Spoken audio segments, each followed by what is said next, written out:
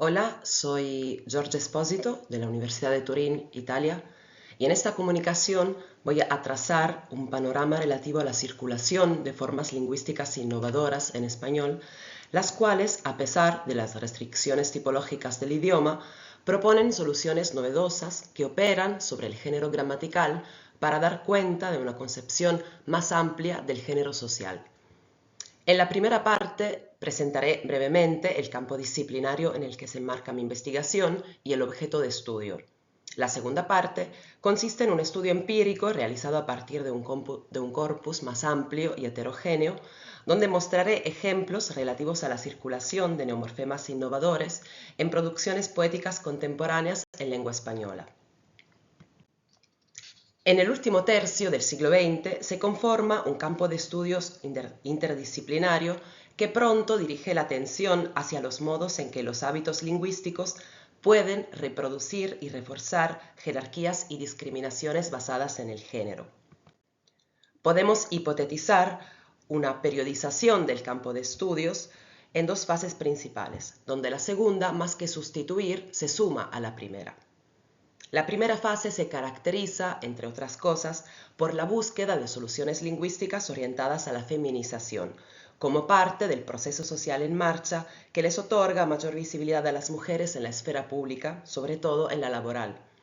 La segunda fase, en cambio, persigue, en el plano lingüístico, soluciones orientadas a la neutralización del género, junto con un cuestionamiento de su sistema binario. En los estudios realizados en torno a distintas lenguas, donde destaca el interés temprano por investigaciones en torno al español, va afianzándose la idea de que el sesgo androcéntrico de nuestras miradas y cosmovisiones se naturalizaría y perpetuaría con el uso extensivo del masculino. En otros términos, el valor no marcado del masculino gramatical podría entenderse como el correlato lingüístico de un orden social asimétrico, donde el hombre sería lo universal y trascendente y la mujer lo particular e inmanente. En un primer momento, el foco está en desvelar cómo la dominación masculina y la subordinación femenina se manifestarían en los usos lingüísticos, entendidos en un sentido amplio desde la morfosintaxis de la lengua hasta los turnos de habla en una conversación. Luego, a partir del giro queer de comienzos de los 90, la crítica al androcentrismo se amplía para cuestionar la heteronorma y el paradigma binario y desigual en que se apoya. Judith Butler sostiene que la gramática gobierna la disponibilidad de las personas en el lenguaje, produciendo géneros inteligibles, aunque subordinados, como las mujeres, y géneros ininteligibles, las personas transgénero. Afirma que el género social se naturaliza a través de las normas gramaticales, por tanto, una alteración del género en el nivel epistemológico más fundamental se llevará a cabo en parte a través de una contestación de la gramática en la que el género se da. A la luz de esos desarrollos en la historia de las ideas, podemos comprender el sentido de algunas iniciativas en el ámbito de la planificación lingüística, las que se registran en varios idiomas más o menos al mismo tiempo, con diferentes niveles de institucionalización y disputa glotopolítica.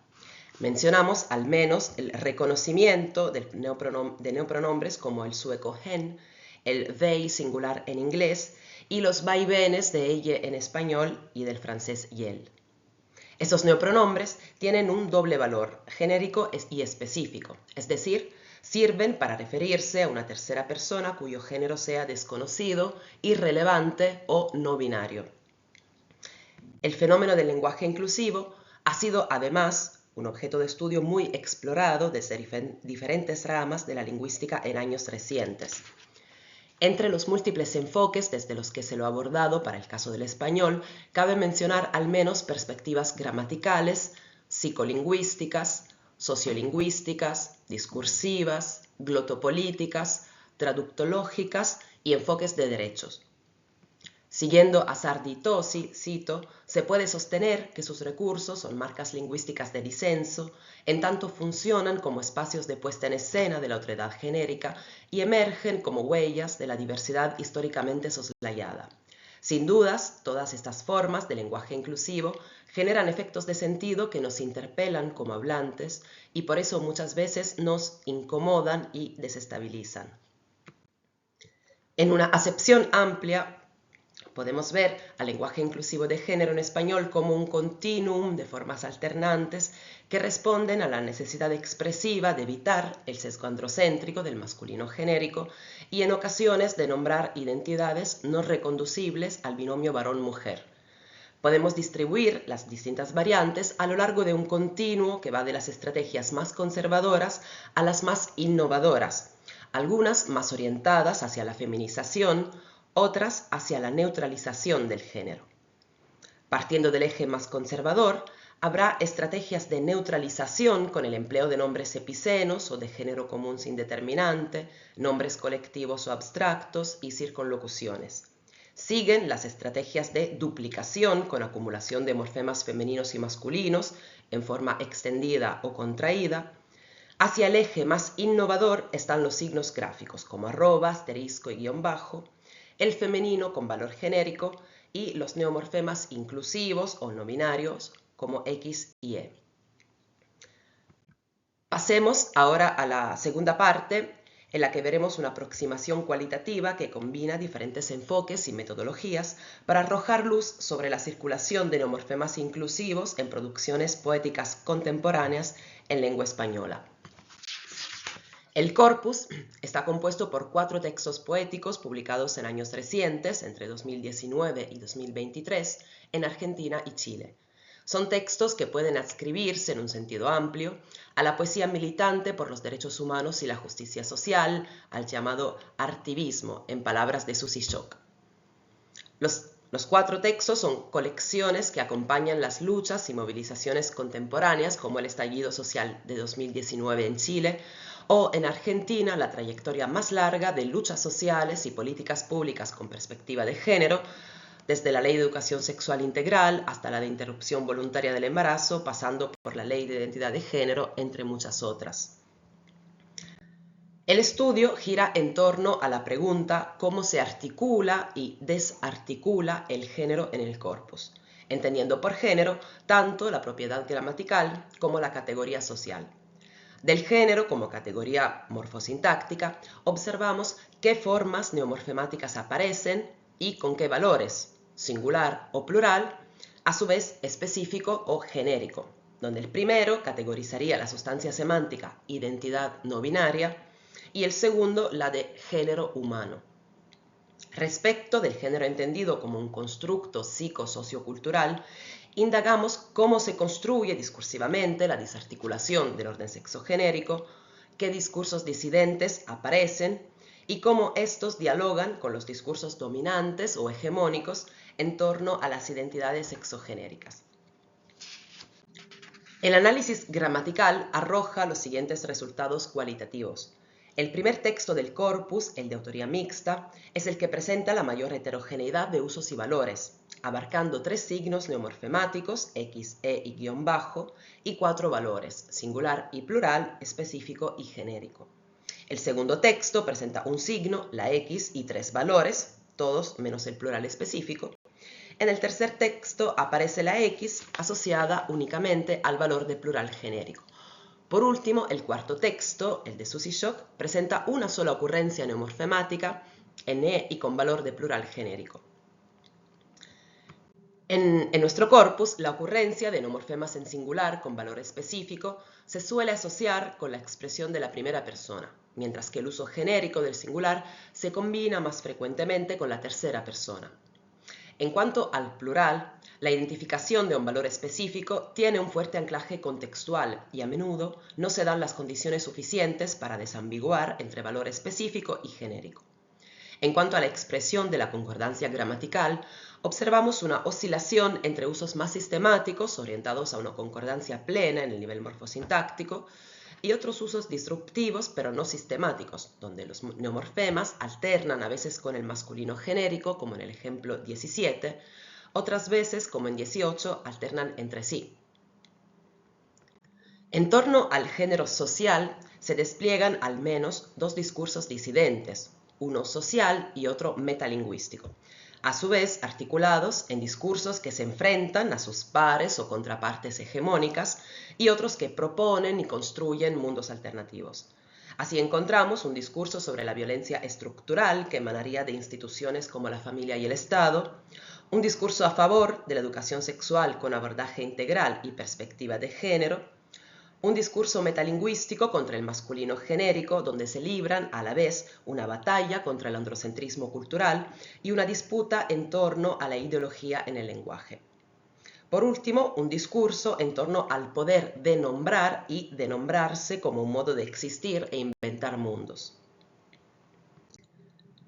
El discurso contra la violencia estructural se dirige, como decíamos, hacia el país, Estado y la familia, instituciones de las que se desvela la cara oscura y cruel, en tanto fuentes primordiales de discriminación, abuso o represión. En ocasiones, el empleo del neomorfema E, por ejemplo en 6, sirve para tomar distancia, una distancia que es a la vez generacional y política, de ciertos discursos progresistas que operarían desde y para lo simbólico, sin repercusiones en lo material. Vemos aquí una apuesta por la desarticulación del género que no pasa por la introducción de lo nuevo, la E, sino por la transgresión de lo viejo. Los neonazis se pasean en la rosada invitadas por un puto.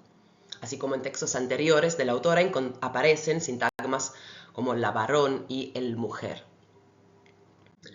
En el discurso por más esi observamos una tensión por ponerle nombre a un campo semántico desarticulado y por mencionar a esos maestros y maestras que saben generar espacios de escucha, contención y denuncia para que las víctimas del pasado no se conviertan con el tiempo en la reproducción de la violencia por defecto, para romper al fin con la espiral de la violencia. La crítica al patriarcado en la lengua se hace manifiesta en los versos que se centran en la pretendida universalidad del masculino, de la que se desvela un oculto valor específico a través de expedientes gráficos, como en 1, de declaraciones expresas en 2, o incluso blandiendo el lenguaje como arma y acción-reacción, en el ejemplo 3. Por último, se pone en escena el poder performativo del lenguaje, el que al decir hace y al hacer sana heridas y crea mundos posibles y más hospitalarios, capaces de albergar otras vidas y otros cuerpos. De hecho, la palabra cuerpo es quizás el término con referente no humano más frecuentemente intervenido. Hay cuerpas, o la cartografía de mi cuerpex. Tratando de sacar algunas conclusiones, podemos considerar las manifestaciones particulares del lenguaje inclusivo en cada idioma como epifenómenos de un movimiento más amplio de origen social y político, orientado a sacudir la ontología del género androcéntrica y binaria y a nombrar otras identidades históricamente olvidadas. Estamos ante un fenómeno donde la puesta en discusión del orden social recae también sobre los rasgos semánticos inscritos en el género gramatical. Como se vio, uso y tematización van de la mano.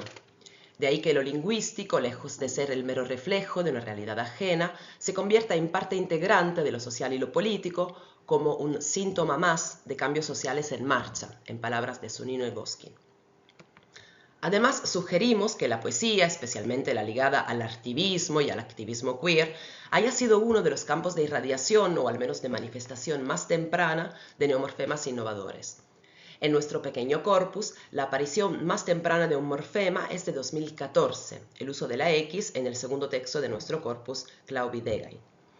Si nos atenemos a otros estudios, los que coinciden en encontrar un pico en el uso de la X y la E en el año 2018, con ocasión del tratamiento del proyecto de ley de interrupción voluntaria del embarazo en el Congreso de Argentina, se desprende que algunos de los poemas incluidos en el corpus estarían dando cuenta de la gestación de un uso que se visibilizaría algunos años más tarde.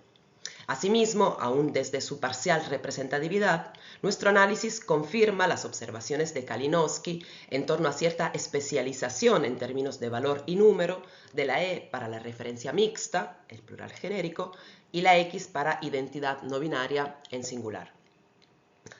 Necesitamos más estudios empíricos que observen la circulación de cuerpos hablantes y discursividades disidentes, portadoras de nuevas gramáticas, las que ya están difundiéndose por ámbitos y mercados como el editorial y el audiovisual. Ahí tienen la bibliografía, primera página y segunda página, y les agradezco mucho su atención.